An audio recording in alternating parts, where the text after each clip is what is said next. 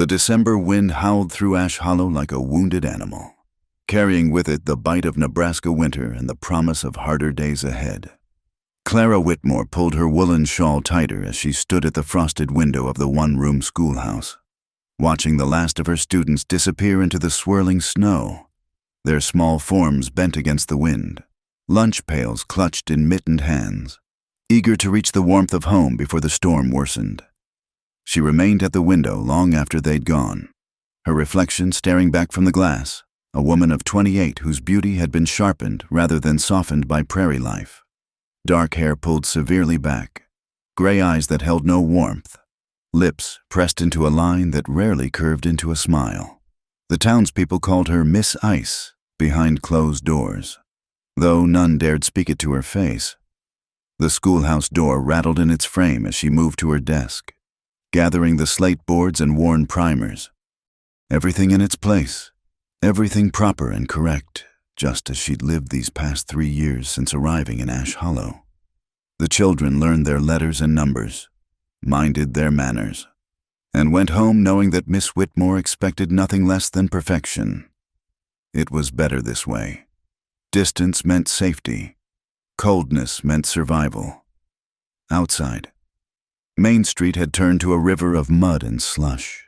The few businesses that lined it huddled against the weather like old men around a fire. Garrett's general store, the smithy, Doc Henderson's office, and Rosie's boarding house made up the heart of Ash Hollow, a heart that beat slowly in winter, when the cattle drives ended and the world seemed to shrink to the size of a wood stove's warmth. Clara had just finished banking the fire when she heard it, the steady clip of hooves on frozen ground, different from the usual traffic of farm wagons and tired cow ponies. She glanced through the window to see a lone rider approaching, his broad shoulders hunched against the cold, a worn cavalry coat doing little to keep out the weather. The horse was a bay gelding, well cared for despite showing signs of hard travel, and the man sat his saddle with the easy grace of someone who'd spent more time on horseback than on foot. He dismounted at the smithy, and Clara caught her first clear look at him. Tall, perhaps 35, with dark hair that needed cutting and a week's worth of beard shadowing a face that might have been handsome, if not for the hard lines etched around his eyes.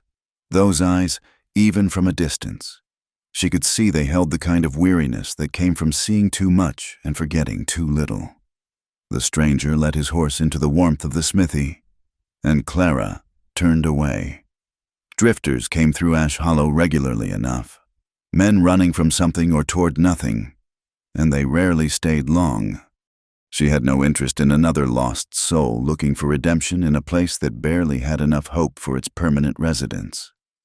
By evening, the boarding house was buzzing with gossip. Clara learned of it when she stopped at Garrett's for coffee and flour, though she hadn't asked and didn't care to know. The stranger's name was Boone Carver, fresh from the silver camps near Wyoming, looking for work at the smithy. Old Henrik, the blacksmith, had taken him on, probably glad for the help with his rheumatism acting up in the cold. Kept to himself, mostly. Mrs., Garrett said, measuring out Clara's flour with practiced hands that never stopped moving. But Rosie said he paid for a week up front. Good money, too, not like some of these drifters who can barely scrape together a night's lodging. I imagine he'll move on soon enough, Clara replied, her tone suggesting the conversation was over. They always do. Mrs. Garrett's eyes gleamed with the hunger of a gossip denied her meal. Still, might be nice to have a strong background for winter. Henrik's been struggling something awful. Clara paid for her goods and left without further comment. The wind had picked up, driving needles of ice against her face as she made her way down the plank sidewalk. Her small house sat behind the schoolhouse, a modest 2-room structure that the town provided for the teacher. It was sparse but clean, furnished with cast-offs and her own few possessions. A rocking chair by the stove, a narrow bed with a quilt her mother had made, shelves lined with books that were her only indulgence. She had just reached her door when she heard the commotion from the saloon 2 blocks over, raised voices, the crash of breaking glass. And then, a woman's frightened cry. Clara hesitated, her hand on the door latch. It wasn't her concern. The sheriff would handle it, or it would burn itself out like most saloon brawls did. But then she recognized the woman's voice, young Mary Stewart, who worked at Rosie's and couldn't be more than 17, before she could think better of it. Clara found herself walking toward the saloon, her teacher's sense of responsibility overriding her usual caution. The scene that greeted her was all too common. Thomas Garrett, the store owner's son, drunk despite the early hour, had Mary backed against the wall outside the saloon, his hands pawing at her while she tried to push him away. Two of his friends stood nearby, laughing and calling encouragement. "The lady said no." The voice came from the shadows beside the saloon, deep and steady. Boone Carver stepped into the lamplight, his expression calm, but his body coiled like a spring. Thomas turned, weaving slightly. "This ain't your business. Drifter, why don't you keep walking?" "Could do that." Boone agreed, moving closer with an easy stride that somehow seemed threatening. "But then I'd have to live with being the kind of man who walks away when a woman needs help. Rather not carry that weight." What happened next was quick and efficient. Thomas swung wildly. Boone sidestepped. And suddenly the younger man was face down in the mud. Boone's knee in his back and his arm twisted up at an uncomfortable angle. "You're going to apologize to the lady," Boone said quietly. "Then you're going to go home and sleep it off. Tomorrow, if you're smart, you won't even remember this happened."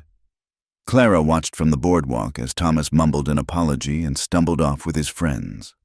Mary Stewart fled toward the boarding house, and Boone straightened, brushing mud from his pants. That's when he noticed Clara standing in the lamplight. Their eyes met for a moment, gray ice meeting dark fire, and Clara felt something shift in her chest, a sensation she immediately suppressed. He touched the brim of his hat in acknowledgement, and she turned away without a word, walking back to her house with measured steps that betrayed nothing of the strange flutter beneath her ribs.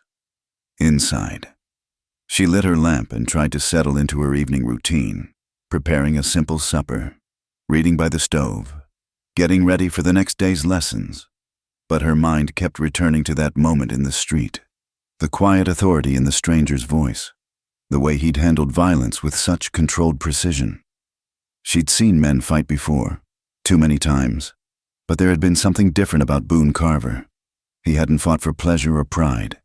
He'd simply done what needed doing and walked away. Clara shook her head, annoyed with herself. She knew better than to read meaning into a stranger's actions. Men were men, and even the best of them brought nothing but pain in the end. She had learned that lesson too well to forget it now. That night, as snow began to fall in earnest, she sat in her rocking chair and opened the small wooden box she kept on the shelf. Inside was a photograph, creased and worn from handling. A young man in a Union uniform, smiling with the confidence of someone who believed the future was bright and love would conquer all. James McKenna, who had promised to come back from Kansas and make her his bride, who had died 3 miles from home with her letters in his pocket and her name on his lips.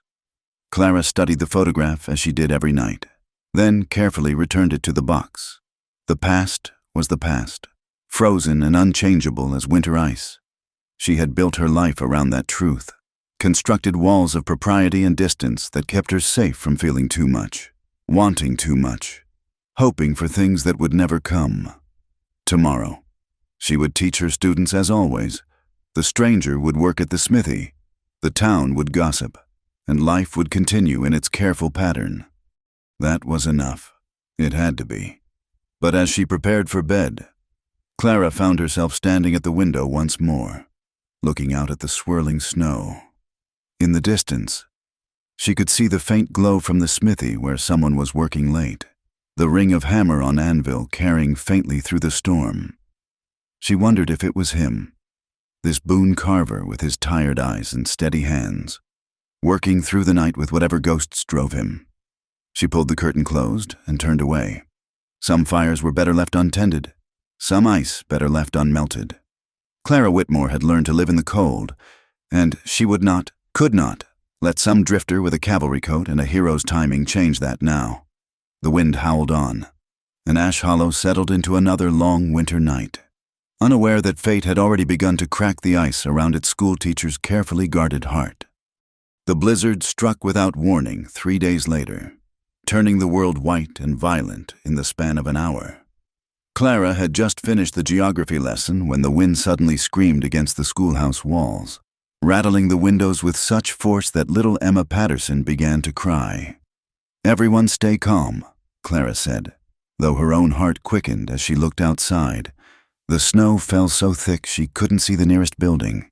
She'd lived through Nebraska winters, but this storm had the feel of something meaner, something that could kill.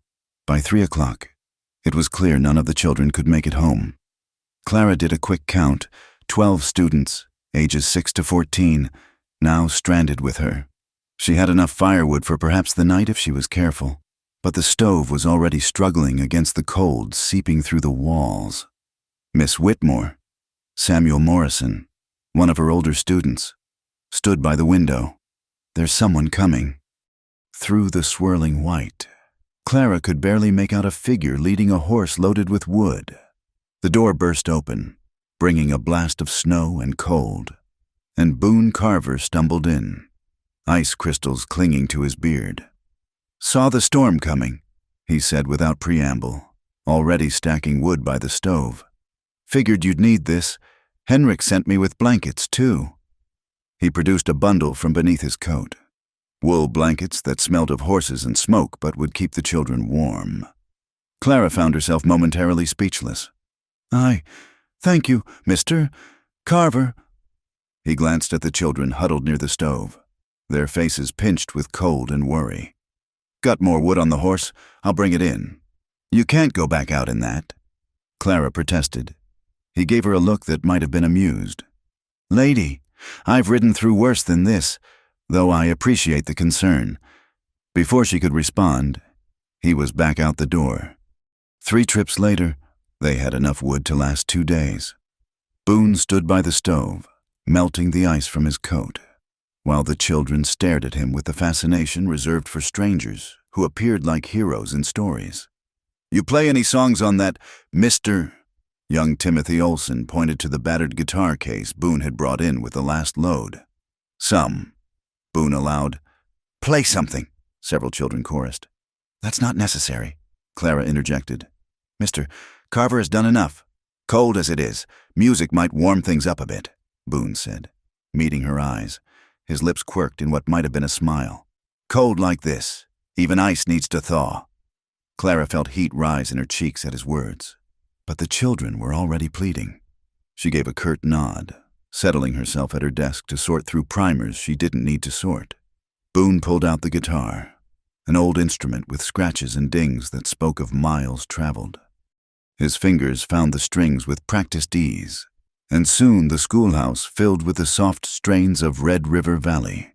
His voice, when he sang, was rough but true, carrying a loneliness that seemed to match the storm outside. The children gathered closer, some humming along. Clara watched despite herself, noting how his whole demeanor changed with the music. The hard lines of his face softened, and for a moment, she could see the younger man he might have been before. Whatever had carved those lines into his features. As the evening wore on, Boone taught them cowboy songs and trail ballads, keeping their minds off the storm. When little Emma's cough worsened, he was the one who noticed first, catching Clara's eye with a subtle nod toward the child. Clara moved to check on Emma, finding her feverish. "She needs to stay warm," she murmured, worried, without a word. Boone shrugged out of his heavy coat and wrapped it around the little girl, lifting her closer to the stove. Clara watched him adjust the blanket around Emma's shoulders with surprising gentleness, his large hands careful as bird wings. "Had a sister about her age once," he said quietly, so only Clara could hear. "Know how quick the cold can take them." Their eyes met over Emma's head, and Clara saw something raw in his gaze before he looked away. She wanted to ask about the sister, about the once, but the words lodged in her throat. The night deepened, the storm showing no signs of breaking. Clara organized the children into groups, the older ones helping the younger, making beds from blankets on the floor. Boone helped move desks to create windbreaks, working without being asked, seeming to know instinctively what needed doing. "You've done this before," Clara observed as they worked side by side. "Spent a winter trapped in a line shack once, up in Montana. Learn real quick what matters when it's you versus the cold." He paused, adding another log to the stove. "Temperature's dropping. We'll need to keep watch, make sure the fire doesn't die." "I can manage." "No doubt you can." His tone held no condescension, just matter-of-fact acceptance. "But 2 sets of eyes are better than 1, and these kids need you functional tomorrow." Clara bristled at the implication she couldn't handle things alone, but logic won over pride. "Fine, we'll take shifts." As the children settled for sleep, Boone pulled out a worn deck of cards, shuffling them with absent skill. "Know any games? Miss Whitmore?" "I don't gamble."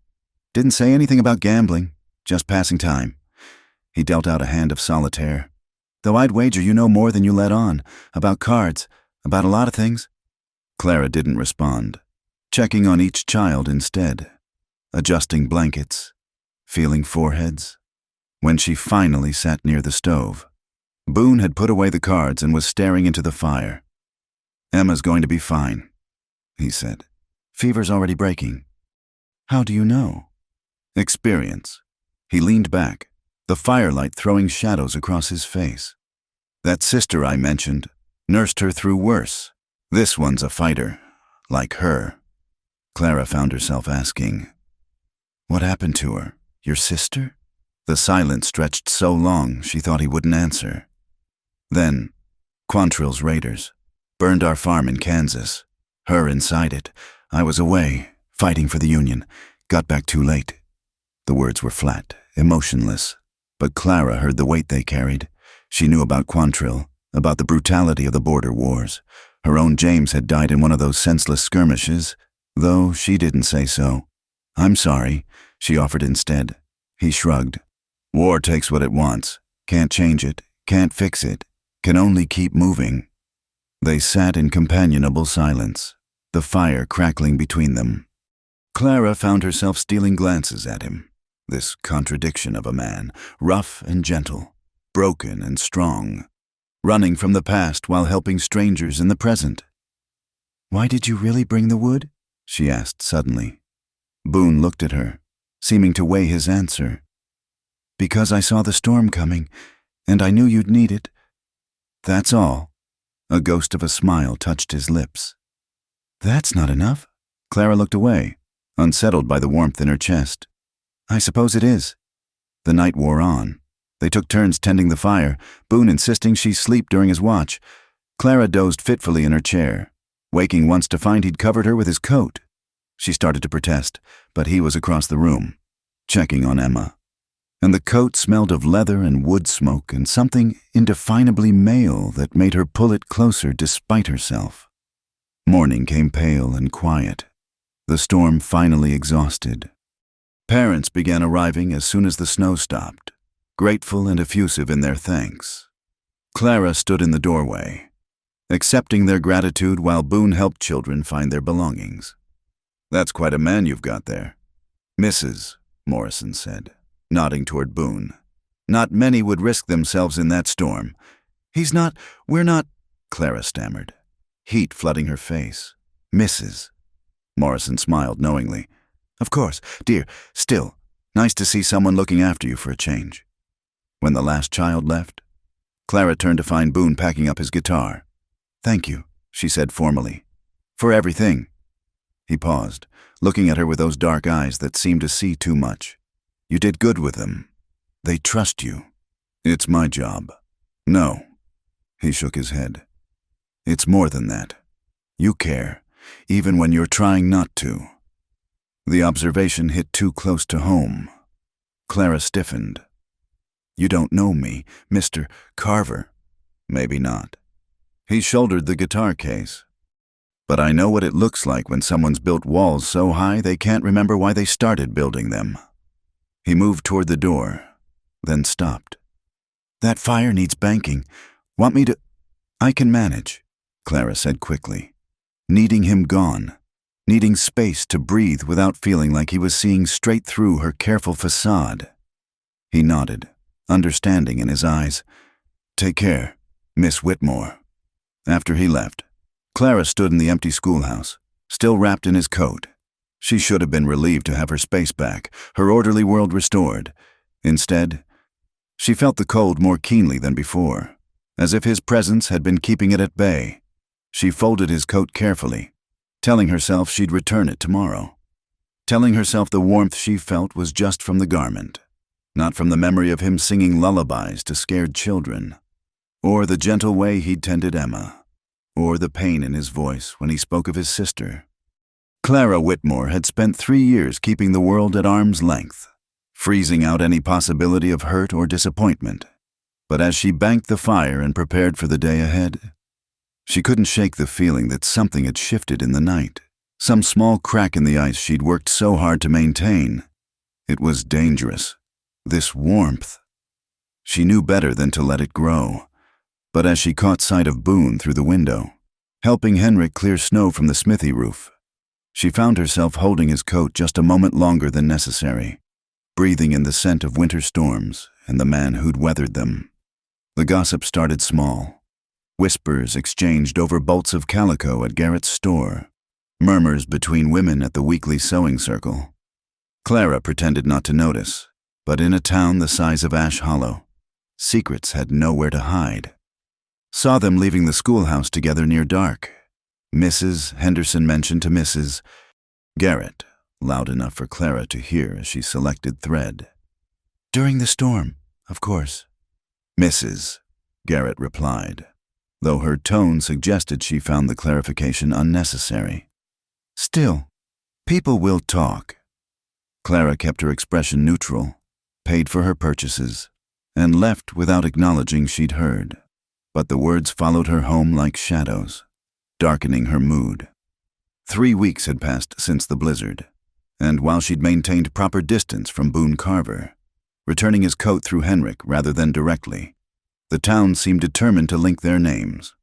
The situation worsened when Reverend Morrison's wife, president of the Ladies' Moral Society, paid her an unexpected visit on a gray Thursday afternoon. Clara had just dismissed her students when the formidable woman appeared, her black bombazine dress rustling with disapproval. "Miss Whitmore," she began without preamble, settling into Clara's desk chair as if it were her own. "I've come about a delicate matter." Clara remained standing, her hands folded. "Oh? Your position here requires not just educational excellence, but moral leadership. The children look to you as an example of proper womanhood." Mrs. Morrison's thin lips pursed. "Recently, there have been observations that concern several members of our community." "Observations?" "Your association with Mr. Carver, while we appreciate his assistance during the storm, continued fraternization with a drifter of unknown background hardly sets the right example." Clara felt something hot and dangerous rise in her chest. "Mr. Carver has been nothing but helpful to this community. He works honest hours at the smithy." "I'm sure he does." Mrs. Morrison's tone suggested otherwise. "However, appearances matter. Miss Whitmore, a young unmarried woman, must be above reproach. I trust you understand." The woman left soon after, her message delivered like a slap wrapped in velvet. Clara stood at her window, watching Mrs.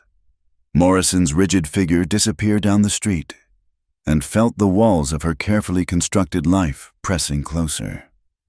That evening, Clara sat alone with her supper growing cold, staring at the photograph of James.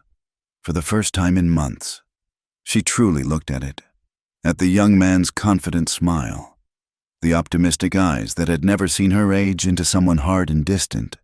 Would he recognize her now? Would he understand what she'd become? The knock at her door was soft, hesitant. When she opened it, she found young Emma Patterson holding a covered dish. "Mama sent stew," the girl said shyly. "She says thank you again for taking care of me during the storm." Clara accepted the dish, touched by the gesture. "How are you feeling, Emma?" "All better. Mr. Carver came by yesterday. Brought me a whistle he carved. Emma produced a small wooden whistle from her pocket. He said it was like one his sister had. Something twisted in Clara's chest. She managed a smile, sent the girl home with thanks, then closed the door and leaned against it. The stew smelled wonderful, but she had no appetite. Instead, she found herself at the window again, looking toward the smithy where smoke still rose from the chimney. Without conscious decision, Clara put on her shawl and walked out into the gathering dusk. The streets were nearly empty, most folks inside for supper. She moved like a woman in a dream, her feet carrying her past the smithy, past the edge of town, to the small cemetery on the hill. James's marker was simple, a wooden cross she refreshed each spring. She knelt in the snow, not caring about the cold seeping through her skirts. "I'm trying," she whispered to the silence. "I'm trying to be what they expect, what you would have wanted, but I'm so tired of being frozen."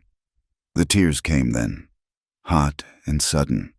3 years of grief and loneliness pouring out into the winter night.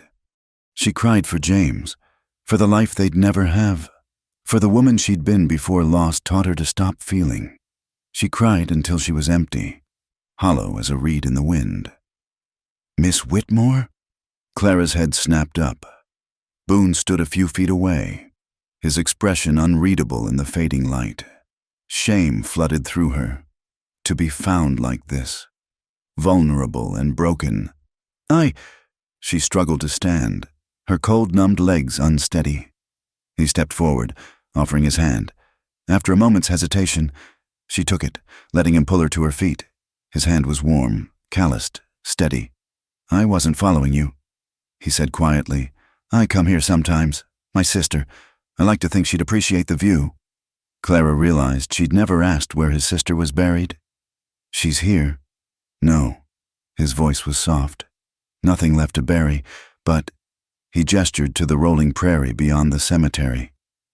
"Places like this help me remember her as she was, alive, laughing."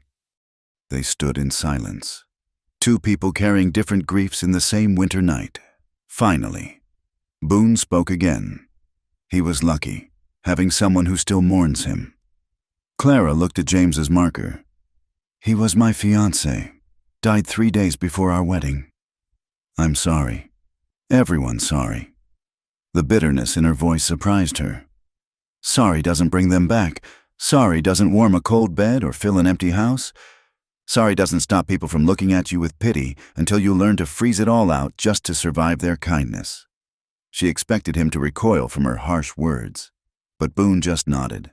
"No, it doesn't. Neither does the whiskey or the wandering or any of the other things we try. Loss is loss. It changes you or it kills you, and neither option feels much like living." Clara turned to face him fully. In the dim light, she could see the understanding in his eyes, the shared knowledge of what it cost to keep breathing when part of you was buried in the ground. "Why did you really come to Ash Hollow?" she asked. He was quiet for a long moment. "Running, same as always. Thought maybe if I went far enough, worked hard enough, I could outpace it all. The guilt, the dreams." He gave a bitter laugh. "Turns out ghosts travel light. They always catch up. Then why stay?" His eyes met hers, dark and intense. "Maybe I found a reason to stop running." The words hung between them, heavy with implication. Clara felt her heart racing, fear and something else warring in her chest. "Mr. Carver, Boone," he corrected gently. "Just Boone." "Boone." His name felt strange on her tongue. Intimate. "People are talking. About us, Mrs. Morrison came to warn me about appearances." "To hell with Mrs. Morrison?" The vehemence in his voice startled a laugh from her, short, rusty, but real. "Easy for you to say. You don't have to maintain a reputation." "No," he agreed. "I just have to live with myself. That's harder some days." They began walking back toward town, not touching but aware of each other in the darkness. At her door, Clara hesitated. "Would you like coffee? The stove's still warm." She saw surprise flicker across his features before he nodded. "Coffee sounds good." Inside, Clara busied herself with the pot and cups, achingly aware of him in her space. He stood by her bookshelf, studying the titles with interest. "You read all these?" "Most of them." She handed him a cup, their fingers brushing. "Books don't judge. They don't gossip or demand you smile when you don't feel like smiling. But they don't hold you when you're crying in a cemetery either." Heat flooded her face. "I don't need holding." "No," he agreed. "You don't need anything from anybody. You've made that clear. Question is, what do you want?" Clara set down her cup with shaking hands. "What I want doesn't matter." "Like hell it doesn't." He moved closer, not touching but near enough that she could feel his warmth.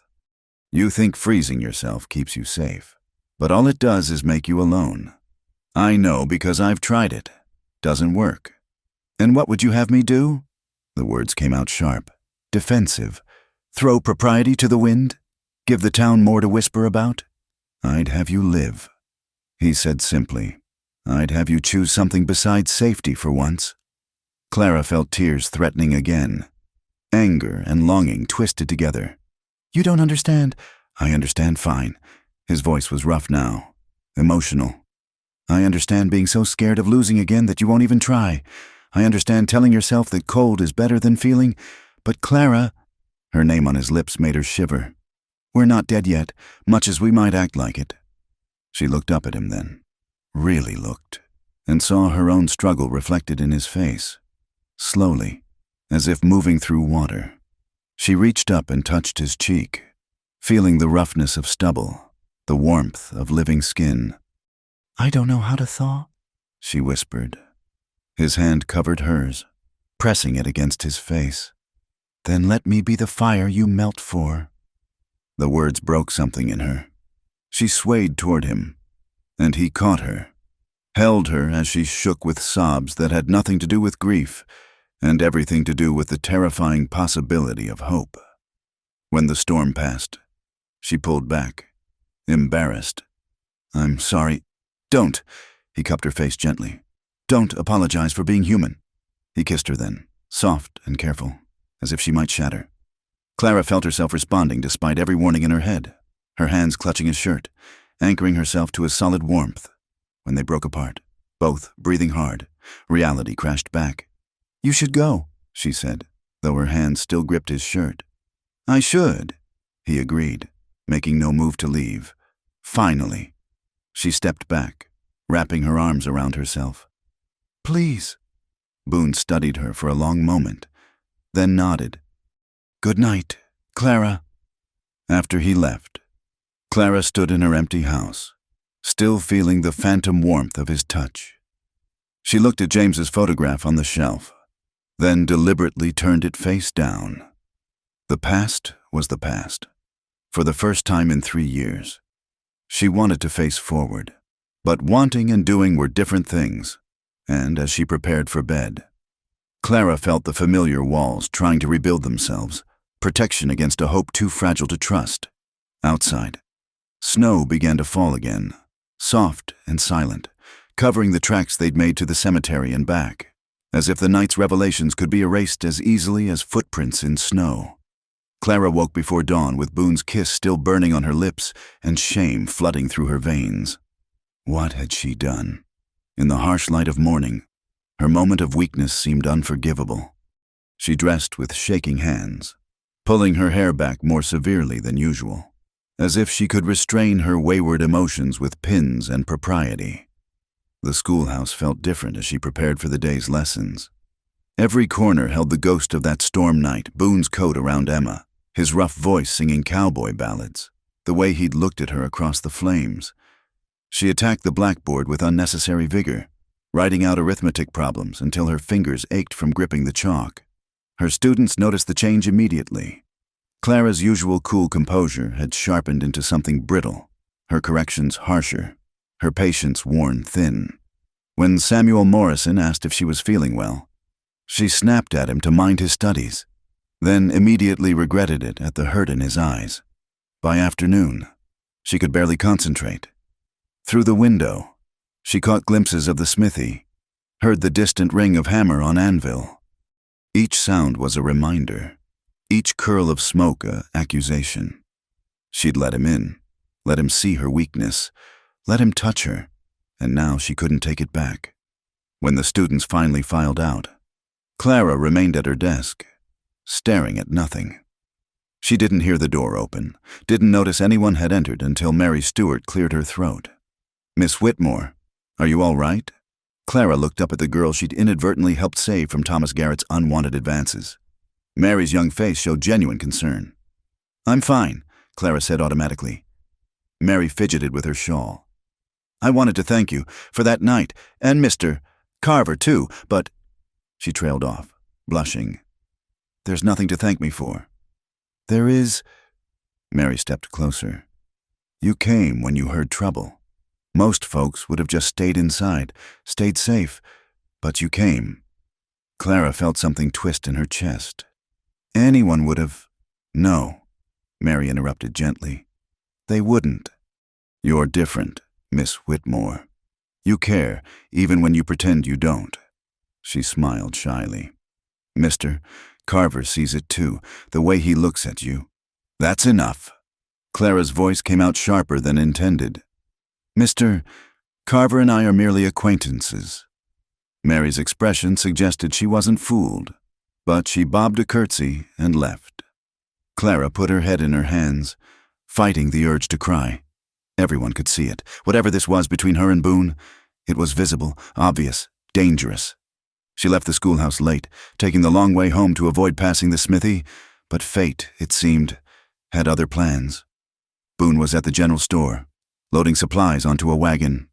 Their eyes met across the street, and Clara felt the ground shift beneath her feet. She turned to flee, but his voice stopped her. "Clara," just her name, but it held volumes. Against her better judgment, she faced him. He looked tired. She noticed, as if he hadn't slept either. "We need to talk," he said quietly. "There's nothing to discuss." "Like hell there isn't." He glanced around at the curious faces beginning to appear in windows. "Not here? Will you walk with me?" "I can't. People will—" "Let them talk." His jaw tightened. "Unless you're planning to live your whole life based on what others might whisper." The challenge in his words sparked her temper. "Easy for you to say. You can leave any time. I have to live here, teach their children, maintain their respect. Is that living?" He stepped closer, lowering his voice. "Or just existing?" Clara felt tears threaten. "Please, just leave me be." Something in her voice must have reached him because he stepped back, nodding slowly. "If that's what you want, it is." He studied her for a long moment, then touched his hat and walked away. Clara stood frozen until he disappeared around the corner, then hurried home, feeling the weight of watching eyes. That night, she paced her small house like a caged animal. She tried to read but couldn't focus, tried to plan lessons but kept writing his name in the margins. Finally, she retrieved the photograph of James from where she'd turned it face down. "I'm sorry," she whispered to the smiling young man. "I'm so sorry." But the apology felt hollow. James was gone, had been gone for 3 years, and she was tired of living for a ghost, tired of the cold, tired of the emptiness, tired of pretending she didn't want more. A soft knock interrupted her thoughts. When she opened the door, she found Boone standing in the falling snow, a bottle of whiskey in his hand. "Thought you might need this," he said simply. She should have sent him away, should have closed the door in his face. Instead, she stepped aside and let him in. They drank in silence at first, passing the bottle between them as the fire crackled in the stove. Finally, Boone spoke. "I'm leaving tomorrow." The words hit her like a physical blow. "What?" "Got a message today. Fellow I knew from the war, tracking me down. Says there's trouble coming. Old debts that need settling. Better if I move on before it finds me here." Clara felt something shatter inside her chest. "So you're running again." "It's what I do." His voice was bitter. "What I'm good at." "What about—" She stopped, unable to voice the question. "What about us?" He laughed, short and harsh. "What us? Clara, you made it clear there isn't one. Can't be one. And maybe you're right. Maybe I'm just another mistake you'd regret come morning. The whiskey burned in her throat, but not as much as her next words. Maybe you are. He flinched as if she'd slapped him. They sat in tense silence, the distance between them feeling like miles despite being only feet apart. Do you know what the worst part is? Boone said finally. For a minute there, in the cemetery, I thought maybe I'd found a reason to stop running. Thought maybe we could figure out how to live again, together. But you're just as scared as I am, aren't you? Just better at hiding it. Clara felt tears spill down her cheeks.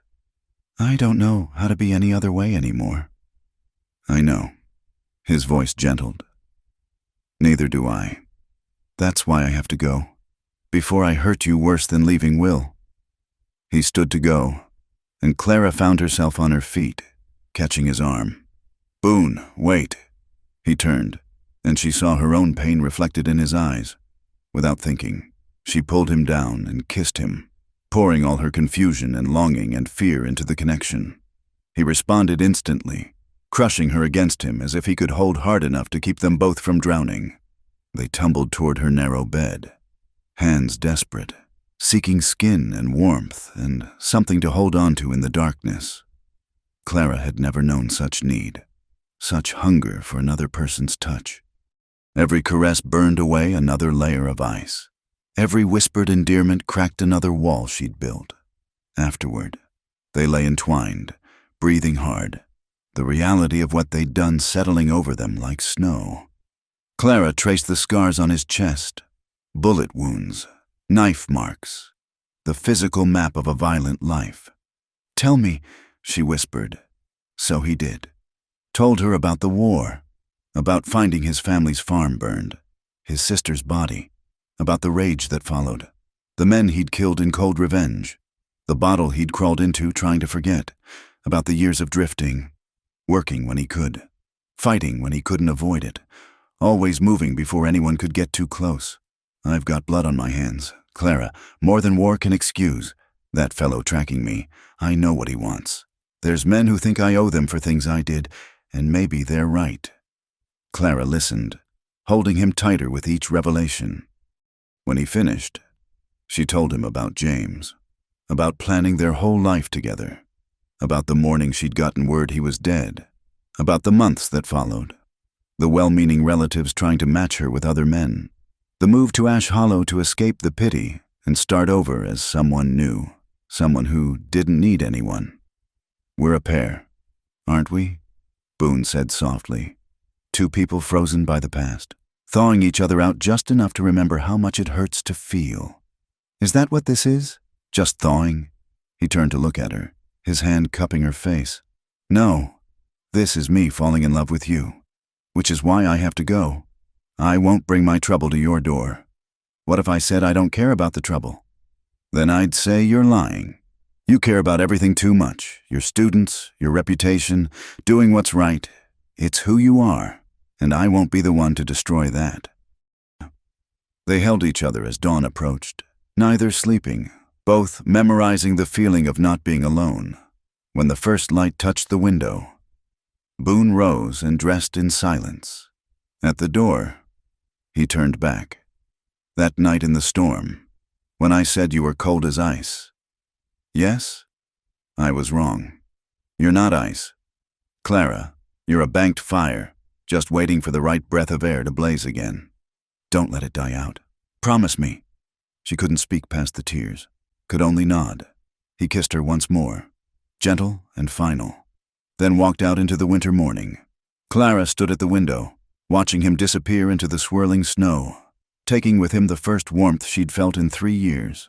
The house felt colder than ever, emptier than before she'd known what it was like to be held. She didn't go to school that day. Instead, she sat by the dying fire, wrapped in the sheet that still smelled like him, and tried to understand how one night could change everything and nothing all at once, outside. His footprints were already filling with fresh snow, as if he'd never been there at all, but the ache in her chest and the memory of his touch proved otherwise. Boone Carver had come into her life like a flame in winter, and even though he was gone, She could still feel the burn. 3 weeks passed like a fever dream. Clara went through the motions of teaching, eating, sleeping, but felt disconnected from it all, as if she were watching someone else live her life. The townspeople noticed. How could they not? Their prim schoolteacher had lost her sharp edges, moved through days like a sleepwalker, stared too long out windows at nothing. Then came the letter. Henrik delivered it on a Tuesday afternoon, his weathered face grave. "Found this at the smithy," he said, handing her an envelope with her name scrawled across it.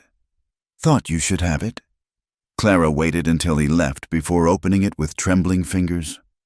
"Clara, by the time you read this, I'll be well away. The trouble I mentioned found me sooner than expected. Man named Jake Thornton. We served together. Did things I'm not proud of. He says I betrayed the unit. But the truth is, I wouldn't help him murder civilians for gold. He's been hunting me ever since. I'm telling you this so you understand. Leaving wasn't about you. It was about keeping you safe. A man like Thornton wouldn't think twice about hurting you to get to me. Don't wait for me. Live your life. Be happy. But know this. In another world, one where I didn't have blood on my hands and ghosts at my heels, I'd have stayed. I'd have fought for you. For us. You asked if I was just another mistake. You weren't the mistake. Clara, meeting you was the first thing I've done right in years." Clara read the letter 3 times before the words sank in. Then she crumpled it in her fist, anger replacing the numbness that had consumed her. How dare he make this choice for her? How dare he decide what she could or couldn't handle? That night, she sat by her fire, turning everything over in her mind.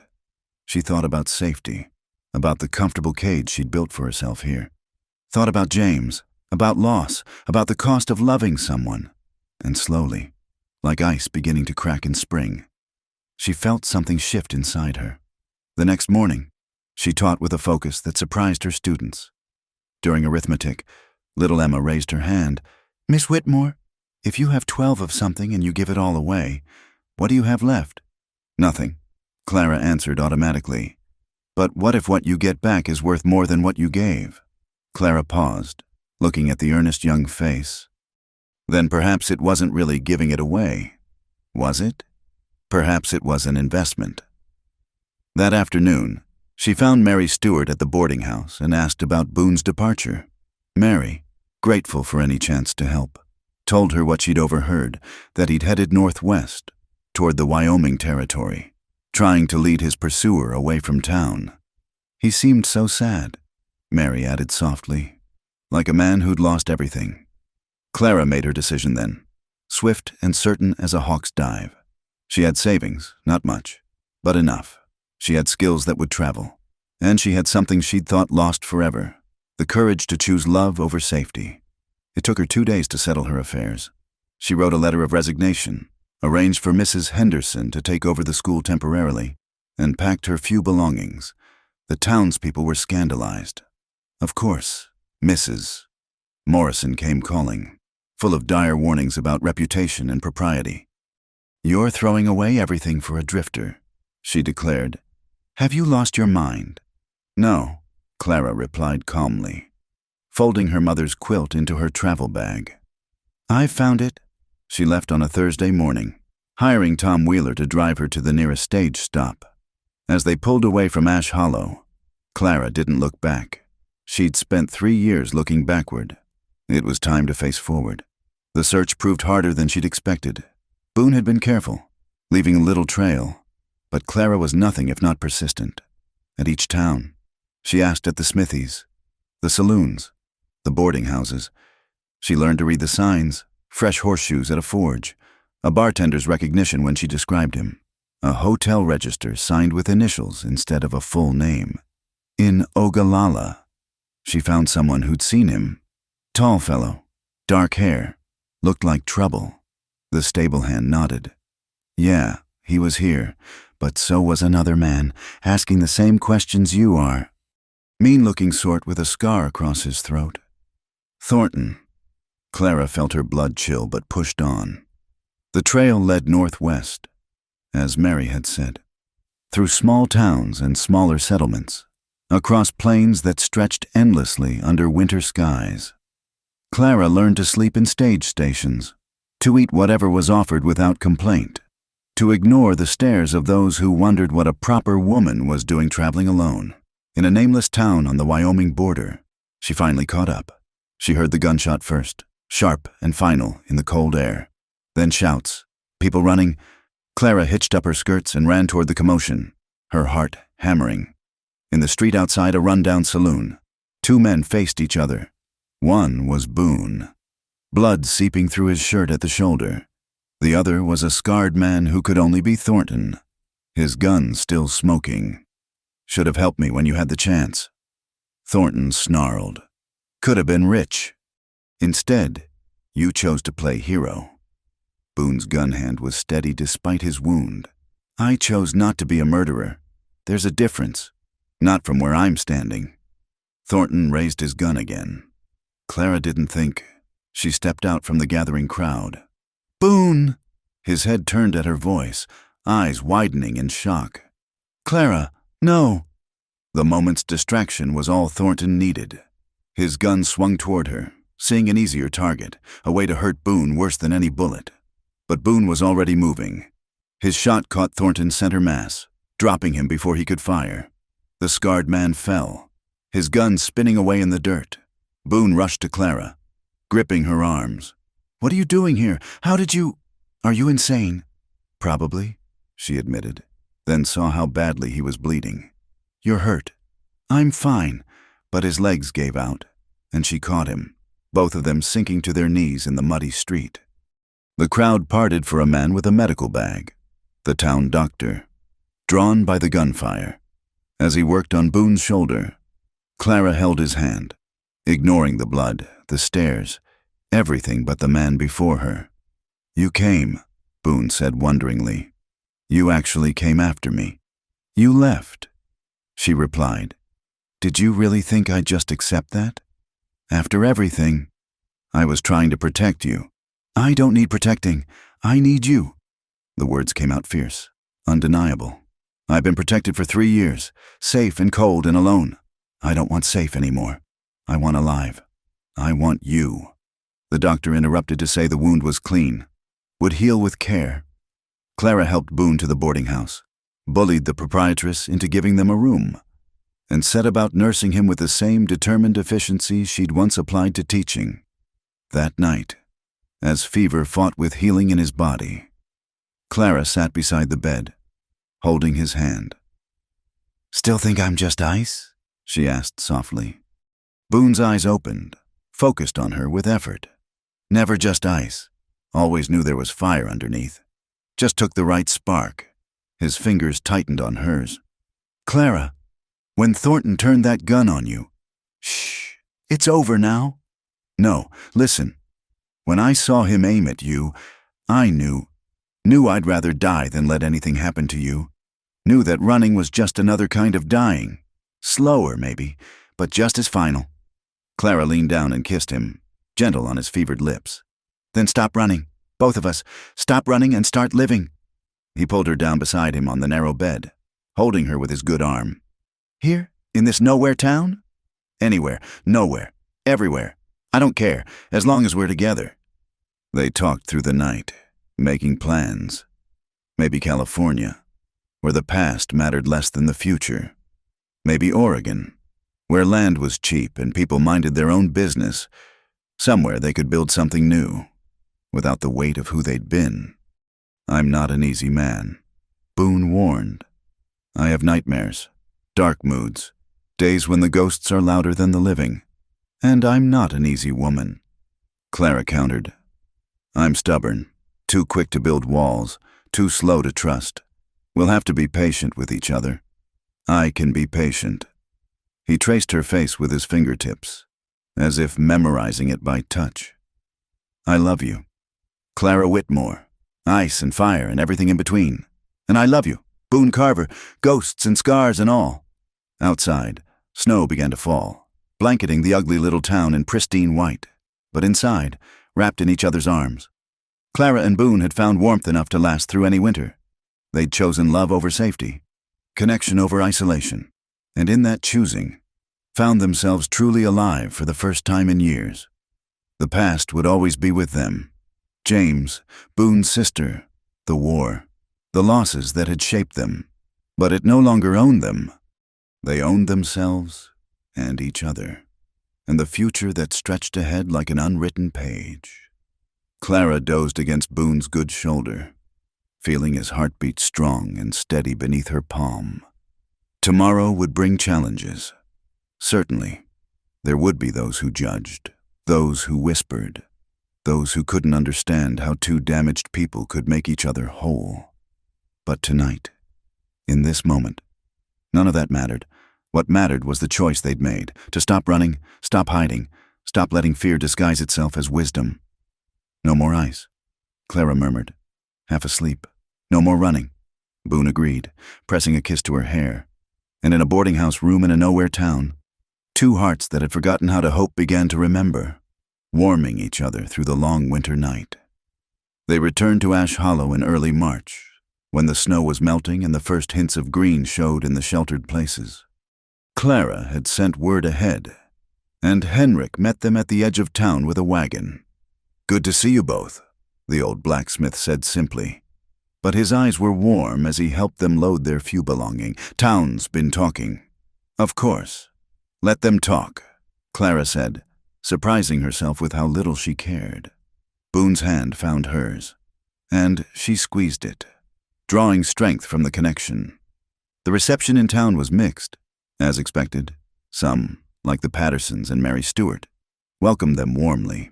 Others, particularly Mrs. Morrison and her Ladies' Moral Society, were scandalized that Clara would return unmarried with the man she'd chased across Wyoming. "We'll be married within the week," Clara announced calmly when Mrs. Morrison cornered her outside Garrett's store. "Reverend Morrison has agreed to perform the ceremony." The older woman's face pinched. "My husband agreed to no such thing." "Actually, he did," Boone said, appearing at Clara's elbow. "Had a long talk with him this morning about redemption, second chances, and not judging lest we be judged. He seemed to find it compelling." Mrs. Morrison huffed away, but Clara caught the hint of a smile on several watching faces. The story of their romance, the proper schoolteacher who'd thrown everything away for love, the drifter who'd faced down his past, had captured imaginations. In a hard land where happiness was scarce, people were more willing to celebrate it than she'd expected. The school board was another matter. They'd hired a replacement, a pinched young man from Omaha who clearly considered Ash Hollow beneath him. But several parents had already expressed dissatisfaction. And when Clara offered to open a new school for the children of farmers and ranch hands who couldn't afford the town fees, support materialized quickly. "We'll build it together," Boone said, spreading plans on the table in their small rented house. "Proper schoolhouse, living quarters attached. I've already talked to some of the men about lumber and labor." Clara studied the drawings, marveling at the detail. "You've been thinking about this since the night of the blizzard," he admitted. "Watching you with those children, seeing how you made them feel safe, important. I knew then you were meant for more than one small room and other people's rules." Within days, construction began on a plot of land donated by the Hendersons, whose grandson Clara had tutored through a difficult bout of illness. Men who'd barely acknowledged Boone before now worked beside him, sharing stories and flask-warmed coffee. The women organized food for the workers, and Clara often found herself in conversation with wives who'd previously kept their distance. "Fear makes people small," Mrs. Henderson observed one afternoon, watching the walls go up. "But love, real love, that makes us brave." You reminded us of that. The wedding was set for the first Sunday in April. Clara wore her mother's dress, altered to fit and decorated with early wildflowers Emma Patterson had gathered. Boone stood at the altar in a new suit, looking uncomfortable but determined, his eyes never leaving Clara as she walked down the aisle. The church was packed. Even those who disapproved couldn't resist witnessing the conclusion of the town's most talked-about romance. Reverend Morrison, true to his word, spoke movingly about love's power to transform, to heal, to redeem. When he asked if anyone objected, the silence stretched long enough that Clara's heart skipped. Then old Henrik stood up in his pew. "I got something to say," he announced, and Clara felt Boone tense beside her. "This man came to my shop a stranger, worked honest, never complained.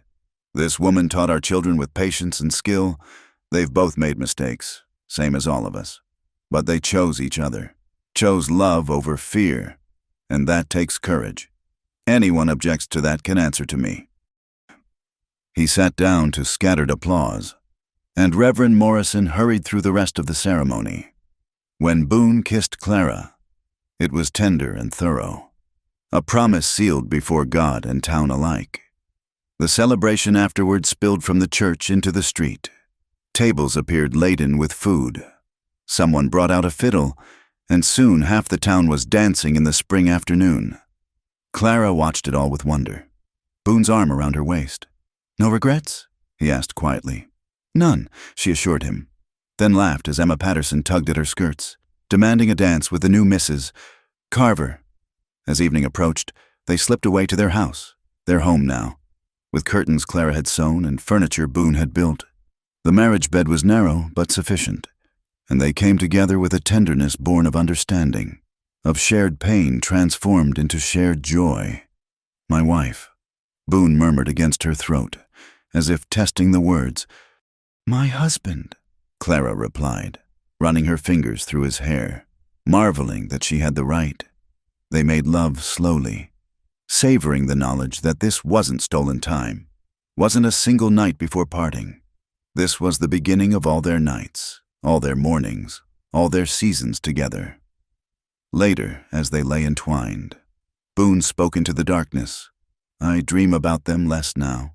My sister, the men I killed, since you came back. The ghosts seem quieter." Clara kissed his shoulder, tasting salt and skin. "They'll never leave completely. Neither will James, but maybe that's all right. They're part of who we were, but not who we're becoming." "Who are we becoming?" She considered the question, feeling the steady beat of his heart under her palm.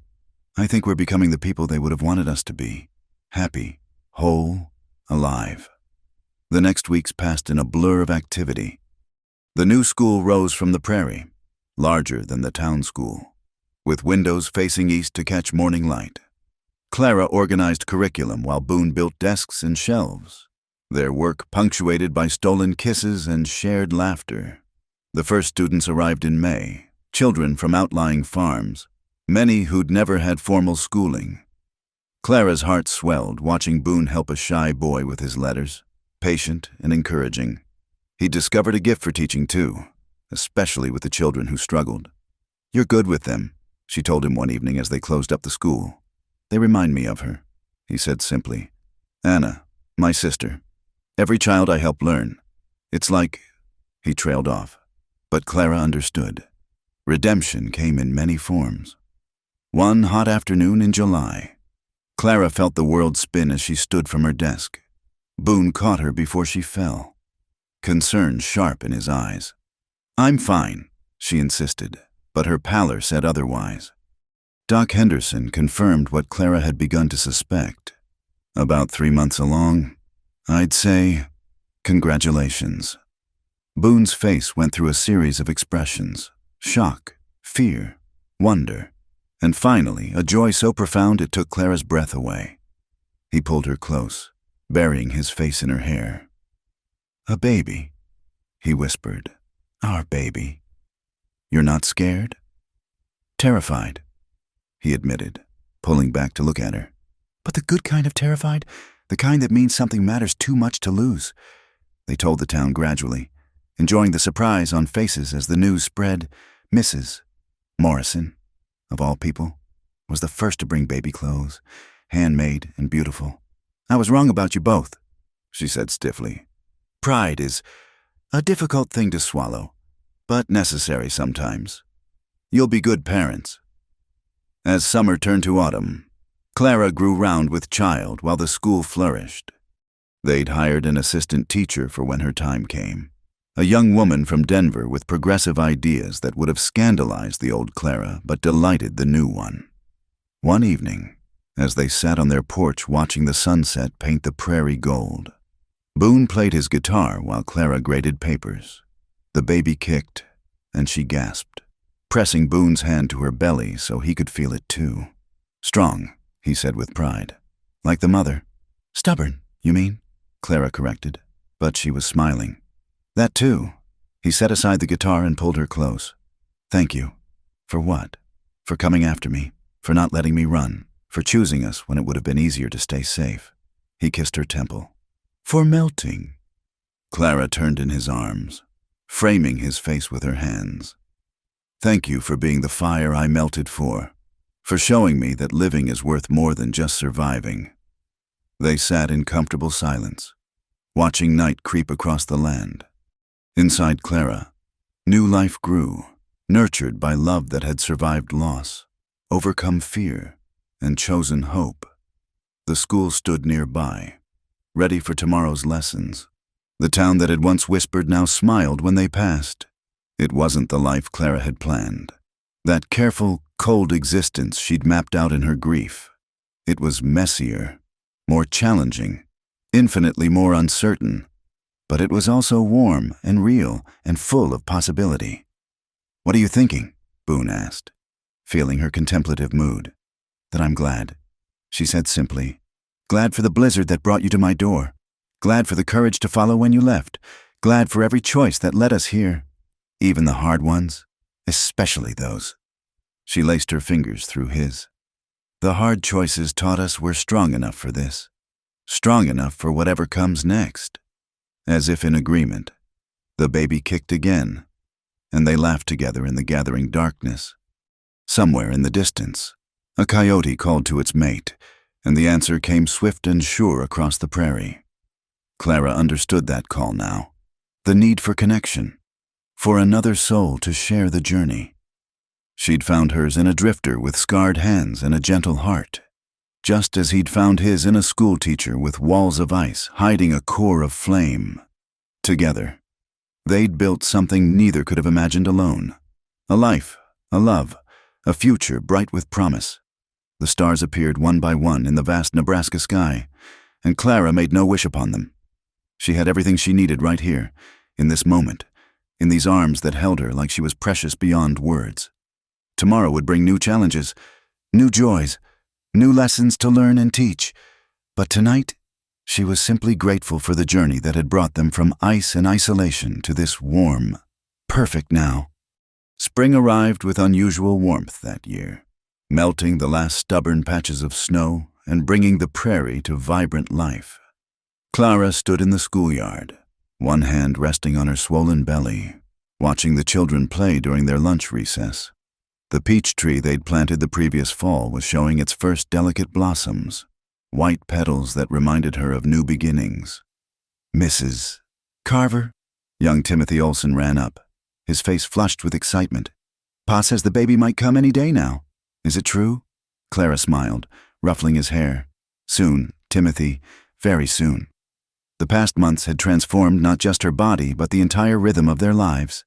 The school now served 23 children, with more families moving to the area drawn by the promise of education for their young ones.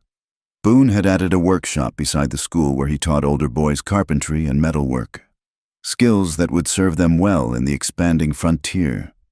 That evening, as Clara prepared supper, she felt the first sharp pain. She gripped the table, breathing through it, then called calmly to Boone, who was mending a harness on the porch. "I think it's time." His face went white, then red, then white again. "Now, but Doc Henderson's in Lincoln until tomorrow. Babies don't wait for convenient timing." Another pain rolled through her, stronger than the first. "Fetch Mrs. Patterson. She's delivered most of the babies in this county." The next hours blurred together in a haze of pain and determination. Mrs. Patterson arrived with her capable hands and calm demeanor, followed by Mary Stewart and, surprisingly, Mrs. Morrison, who took charge of boiling water and preparing linens with military efficiency. Boone paced the porch like a caged mountain cat, flinching at every sound from inside. Henrik and several other men had gathered to keep him company, passing a flask and telling stories to distract him. First baby's always the hardest weight, Henrik observed. I wore a groove in my floor when my eldest was coming. Inside, Clara gripped Mary's hand as another wave crashed over her. She thought of all the pain she'd endured. Losing James, years of loneliness, the fear of opening her heart again. This pain was different. This pain had purpose, was bringing something new into the world rather than marking something lost. You're doing beautifully, Mrs., Patterson encouraged. Just a little longer now. When the baby finally arrived, screaming indignation at the bright world, Clara laughed through her tears. A girl, Mrs., Patterson announced, cleaning the infant and wrapping her in soft blankets. Perfect and healthy. Clara held her daughter for the first time, marveling at the tiny fingers, the rosebud mouth, the dark hair like her father's. When Boone was finally allowed in, his hands shook as he touched the baby's cheek.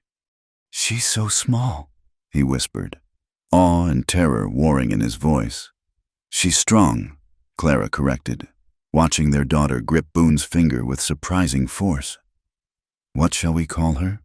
Boone's eyes glistened. Anna, after my sister, if that's all right. Anna Clara Carver. Clara agreed, and knew it was perfect, a name that honored the past while promising a future. The town embraced little Anna as if she were everyone's child. Gifts arrived daily, hand-sewn clothes, carved toys, preserves for the exhausted parents. The school children were fascinated by their teacher's baby, begging for glimpses when Clara brought Anna to class in a basket. As spring deepened into summer, their lives found a new rhythm. Clara taught mornings while Boone minded Anna. Then they switched for afternoons, watching her husband gentle their daughter to sleep, singing the same trail songs that had comforted frightened students during the blizzard. Clara felt her heart might burst from fullness. One golden evening in late May, they received unexpected visitors. An elderly couple in a worn wagon pulled up to their house, the woman clutching a bundle of fabric. You're the teacher and the blacksmith, the old man said. It wasn't a question. The ones who found each other despite everything? Clara and Boone exchanged glances. We are, Clara confirmed. How can we help you? The woman stepped forward, pressing the bundle into Clara's hands. We're the Millers.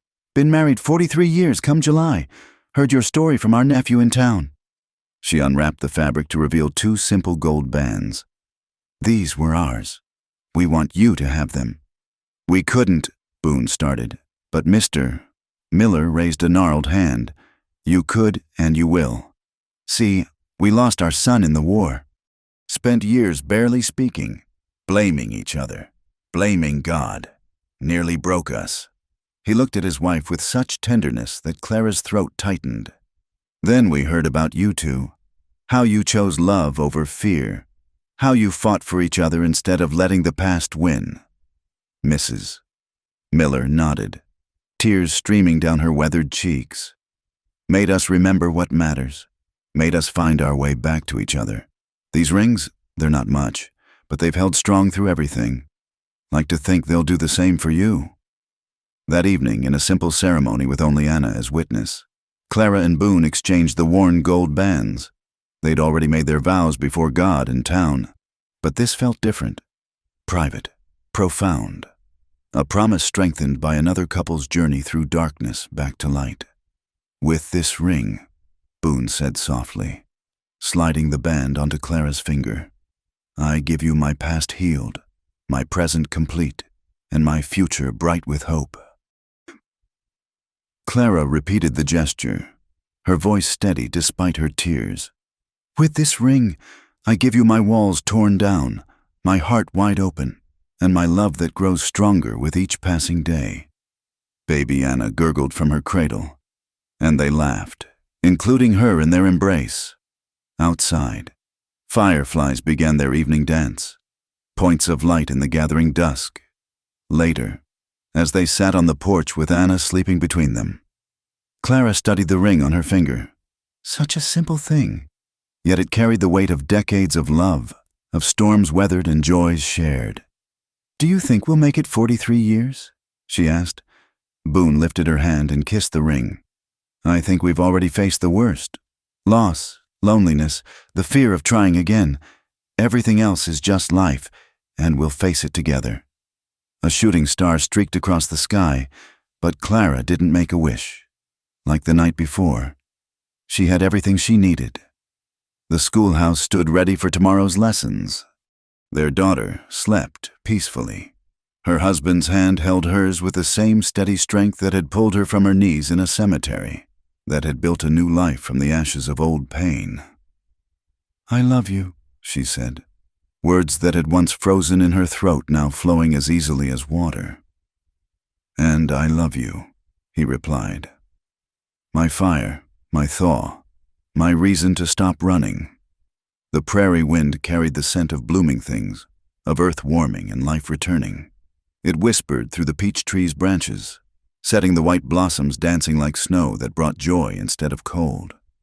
Clara thought of the woman she'd been 3 years ago, frozen, distant, certain that safety lay in feeling nothing. That woman seemed like a stranger now, a ghost from another life. The journey from ice to fire hadn't been easy or painless, but it had brought her here, to this moment of perfect contentment. "What are you thinking?" Boone asked, reading her contemplative mood as he always could. "About circles," Clara said.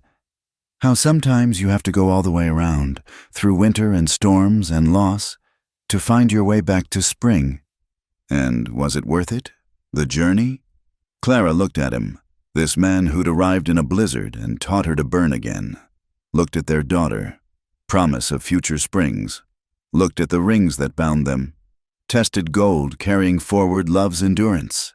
"Every step," she said firmly. "Every frozen moment that led to this warmth. Every wall I built that you helped me tear down. Every mile you ran that brought you to my door."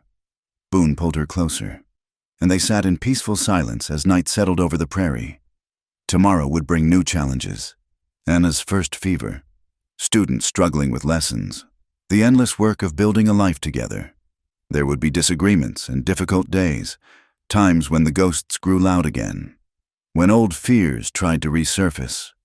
But tonight, they were simply a family on a porch, wrapped in love's warmth, wearing rings that had survived decades and would survive decades more. The ice had melted, the fire burned steady, and in between was life. Messy, beautiful, worth every risk they'd taken to claim it, as the stars emerged in the vast Nebraska sky. Clara Carver smiled, her heart as full as the summer moon rising over the prairie. She'd learned the secret that the Millers knew, that anyone who truly loves discovers. Sometimes the greatest courage isn't in building walls, but in tearing them down. Not in staying safe, but in choosing to melt, to burn, to live with arms and heart wide open to all the pain and joy that choice might bring. And oh, what joy it had brought. What fire, what warmth, what life. 1 year had passed since Anna's birth, and the school buzzed with more life than ever. Clara stood at the blackboard, teaching her students to write the word freedom in careful cursive. When she smelled smoke, not the comfortable smoke of a hearth fire, but something sharper, meaner, through the window. She saw black smoke billowing from the smithy where Boone worked. Without thinking, she dismissed the class and ran, her heart hammering against her ribs. By the time she reached the smithy, flames were already licking at the roof. "Boone!" she screamed, but Henrik caught her arm. "He's inside," the old blacksmith said, his face grave. "Someone locked the doors from outside. We're trying to break them down." Clara's blood turned to ice. She knew, with sudden, terrible certainty, that this was no accident, as if summoned by her thought. A figure emerged from the shadows, scarred, weathered, with eyes like chips of flint. "Looking for your husband, Mrs. Carver." The man's voice was rough as gravel. "Name's Cole Watson. Your man and I have unfinished business from the war." "Thornton's dead," Clara said, though her voice shook. "Boone killed him fair in Wyoming." "Thornton was my cousin," Watson snarled. "And Boone Carver's going to burn for it, just like he let my brother burn in Atlanta when he betrayed our unit to save his own skin." "That's a lie." Clara's fear transformed into fury.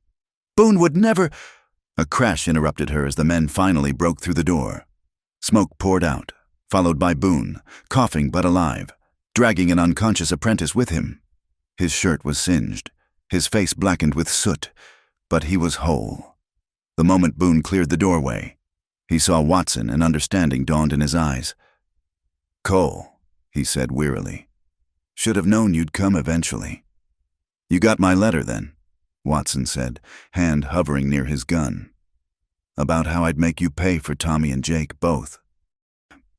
Clara watched the crowd gathering, saw how they formed a protective semicircle around their schoolteacher and blacksmith. These people knew Boone now, had seen him work honest hours, teach their children, love his family. Whatever he'd been, they knew who he was. "Your brother died because he tried to burn a church full of civilians," Boone said clearly, so all could hear. "Women and children. Cole, I stopped him, and he died in the fire," he said. "That's the truth you've been running from all these years." Watson's face contorted with rage. "Liar! Tommy was a good soldier. Tommy was a killer who enjoyed it too much," Boone continued, his voice steady despite the pain Clara could see in his eyes. "Just like Jake, and just like you, from what I hear. How many innocents have you hurt hunting me? Cole?" Watson went for his gun, but Boone was already moving, not for his own weapon, but stepping in front of Clara, shielding her with his body. The shot rang out, but it wasn't Watson who fired. Sheriff Morrison stood with his rifle raised, smoke curling from the barrel. Watson crumpled, his unfired gun falling from nerveless fingers. "That's enough," the sheriff said firmly. "This is a lawful town. We don't settle old scores with innocent blood." As Doc Henderson tended to Watson, wounded but alive, destined for prison rather than a grave, Clara clung to Boone, both of them shaking with reaction. "You stepped in front of me," she whispered, without even thinking. "Always," he said simply. "Every time, always." The fire at the smithy was contained. Damage minimal thanks to quick action from the townspeople. As they worked together to clean up, Clara noticed something had shifted. The last lingering doubts about Boone had vanished. He wasn't an outsider anymore. He was theirs, part of the fabric of Ash Hollow, proven in crisis.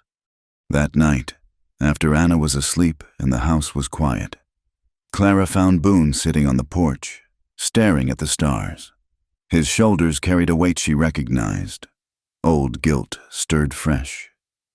"Tell me," she said softly, sitting beside him. So he did. Told her about Tommy Watson, who'd used war as an excuse for cruelty, about the church in Georgia, the terrified faces glimpsed through windows, about the choice to stop him, the fight that ended with Tommy trapped in his own inferno. "I've never regretted saving those people," Boone said quietly. "But I've regretted every life the war made me take. Even his violence marks you, Clara, changes you in ways that don't wash clean." Clara took his hand, tracing the scars she knew by heart now. "It marked you, yes, but it didn't define you. The man you are, the father, the teacher, the protector. That's who you chose to become despite the marking. How can you be so sure? Because I've watched you for 2 years now. Seen you gentle colts and comfort children. Seen you build instead of destroy, create instead of take. You think Tommy Watson would have carved whistles for sick little girls? Would Cole have spent a blizzard night keeping scared students warm?" Boone pulled her close, burying his face in her hair.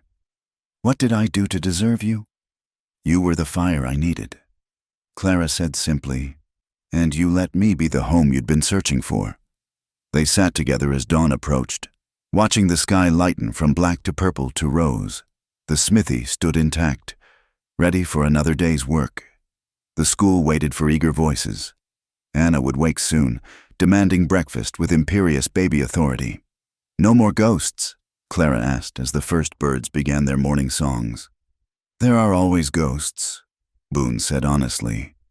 "But they're quieter now, harder to hear over the sound of living." As if to prove his point, Anna's cry drifted from the house, not distressed, just announcing her wakefulness to the world. They went to her together, Clara lifting their daughter while Boone prepared warm milk. It was such an ordinary morning ritual, yet Clara treasured it more for knowing how close they'd come to losing it. Later, as Clara taught and Boone worked, now with Henrik's nephew, the apprentice he'd saved, the town moved around them in its familiar rhythm. Children recited lessons, hammers rang on anvils, the peach tree in the schoolyard bloomed fuller than ever, its branches heavy with promise. During lunch recess, Clara watched Boone teaching a group of boys to whittle, his patience endless as he guided small hands.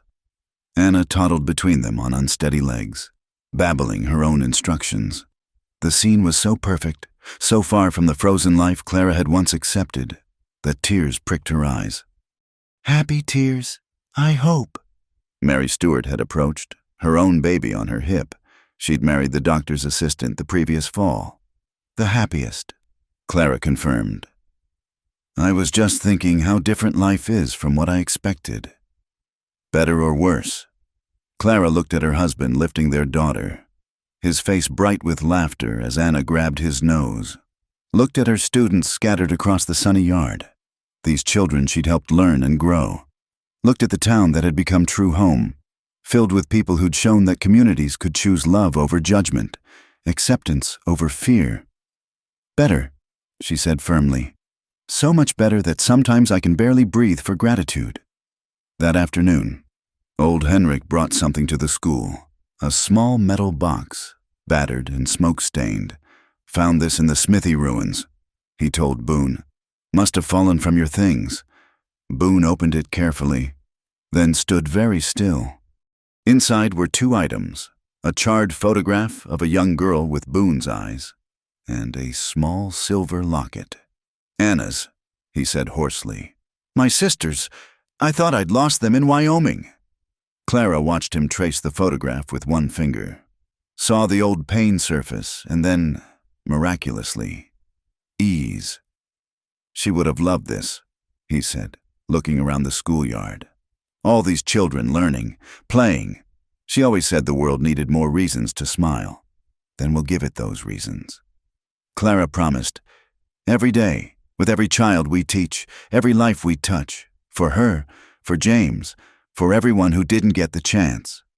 Boone carefully placed the photograph on the school's mantel, where it could watch over the children. The locket. He fastened around little Anna's neck, a gift from the aunt she'd never meet but whose name she carried forward. As the day waned and families arrived to collect their children, Clara and Boone stood together in the doorway of their school. Anna balanced on her father's shoulders, squealing with delight at the height. "Thank you," Boone said suddenly. "For what?" "For seeing past the drifter, for believing in the man I could become, for taking the risk." Clara smiled, leaning into his solid warmth. "Thank you for being worth the risk, for showing me that safety isn't worth the price of really living, for being my fire." The prairie wind lifted, carrying the scent of blooming things and the sound of children's laughter. The sun painted everything gold, the school they'd built, the town that had embraced them, the family they'd created from the ashes of old pain. It hadn't been an easy journey from ice to fire, from isolation to connection, from fear to love. There had been storms and setbacks, moments of doubt and danger. But standing here now, surrounded by the life they'd built together, Clara knew every difficult step had been worth taking. "I love you," she told her husband, words that daily grew richer with meaning. "And I love you," he replied, pressing a kiss to her temple. "Today, tomorrow, and for all the years the good Lord gives us." Anna babbled her own declaration of love, patting both parents' heads with chubby hands, and they laughed together as the sun set over Ash Hollow. The schoolteacher who'd been cold as ice had melted completely, and in her place stood a woman fully alive.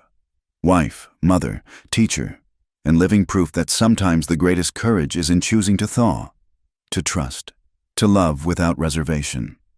The ghosts were quiet now, replaced by the voices of children learning their letters, the ring of honest work, the whispered promises of lovers who'd found their way through winter to endless spring.